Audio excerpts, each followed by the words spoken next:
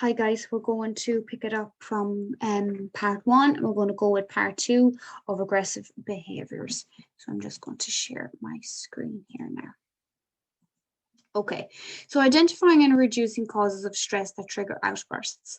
So understanding the how and the why of outbursts is important in finding positive solutions. Although the problem behavior can seem like a sudden explosion of feelings for no apparent reason, often there are patterns on when it is more or less likely to happen and some lead up time before the incident occurs. Even though this is time consuming, taking a week or more to write down all of the observations on when or how the child gets upset often will provide insight into what changes might lead to reducing the outbursts. So documenting the behavior. See if any patterns emerge about about what is different on the good days and on the hard days, what stands out and so here are some common triggers to consider. So one of the common triggers is transition. So even though lots of different things is incredibly fun, too much change can lead to children becoming overstimulated. Many children have far fewer outbursts when they have a calm, predictable schedule that includes time to play alone in their own space and regular one-to-one time with their key worker. If your child gets upset about having to come indoors, agree on a plan before even going outside about how and when you are going to get ready to come in and give the child lots of reminders about how much time is left. When it's time to go in, stay cheerful, even if the child is unhappy. Give him something to look forward to about what's going to happen next. And tell a story about a favorite character who does silly things in order to be able to stay outside all night long. So for many children, starting creche can be a difficult transition. A child might start to struggle with routines in busy environments. Even positive changes such as a new sibling, a new home, a birthday party can be often stressful for a young child. So of course, negative changes such as divorce, a parent losing a job or a debt are likely to be hard on the whole family and will require extra support. So another trigger then is too hot or too cold. So some children can be highly affected by temperature. When it is even a little too hot or a little too cold, they are more than likely to get upset. And they often do not remember as they get focused to take on and off their jackets or to get a drink of water. So practicing making sure their bodies are comfortable is helpful so that they will remember in the moment. Needing more sleep.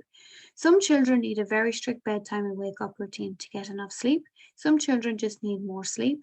And when they're a very young person who is very interested in everything that needs to know about the world, they can be hard to get enough sleep. So some children need to start napping again for a while when they start new activities. Change is big stress, even when it is positive, and having extra sleep can help children with this transition. So needing more physical adult contact.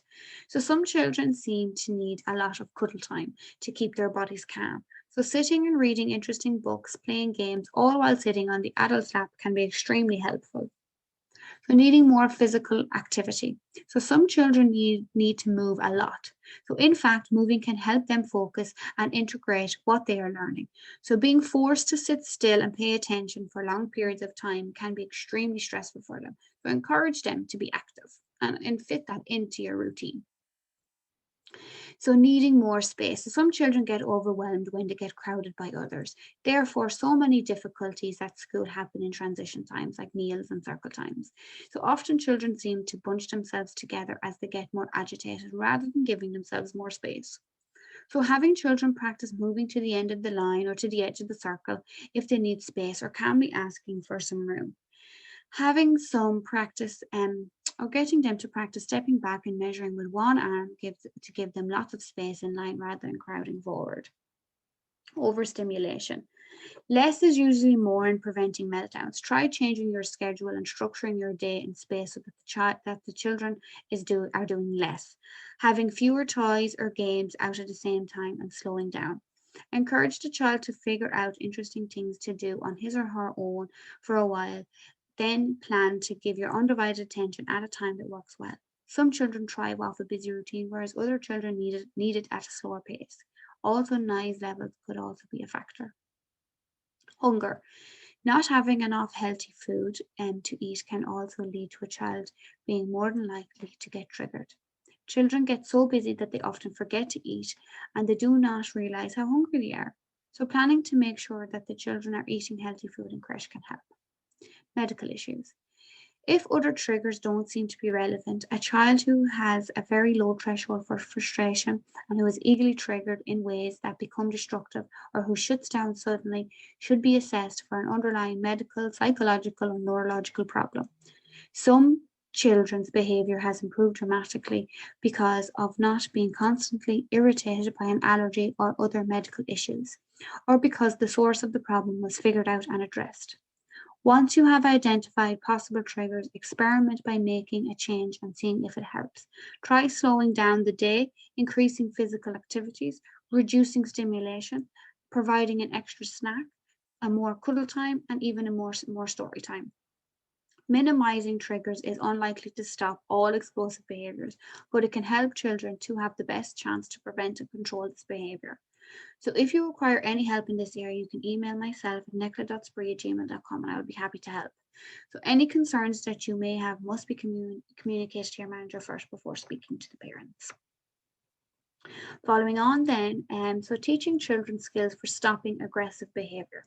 So provide ways to use aggressive energy safely. All children benefit from having opportunities to be successful in being active and learning new things while staying emotionally and physically safe and in control of what they say or do. Yoga, for an example, can be a fun way for children to practice getting centered, using their bodies in strong, peaceful ways. When the child is calm, practice kid power skills as a fun and interesting way to be safe with people. Even children as young as 2 have been successful in learning and using these skills. So one of these skills is calm down power. So stopping them from being upset. So practice by having them pretend to be upset and then breathing slowly and deeply in and out, squeezing the palms of their hands together and straightening their back. Remind them to use their calm down power when they start to get upset by coaching them through these motions and congratulating them when they manage to do this, even partially.